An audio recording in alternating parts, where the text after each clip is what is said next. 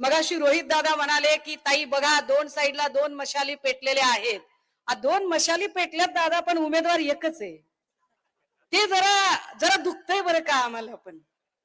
म्हणजे आमचं तुमच्यावर फार प्रेम आहे, पण ते प्रेम एकतर्फी असू नये दादा. म्हणजे एक वेळ आम्ही खासदार लंके साहेबांकडून नाही अपेक्षा कराव्या, पण तुमच्याकडून अपेक्षा करायला पाहिजेत.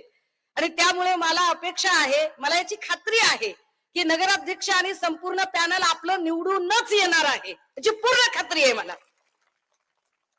फक्त आपणही तेवढीच एक खात्री दिली पाहिजे की किमान ठीक आहे आता उमेदवारी नाही शक्य झाली, पण किमान स्वीकृत सदस्य म्हणून तरी नंतर एक उमेदवार मशालीचा इथे असला पाहिजे.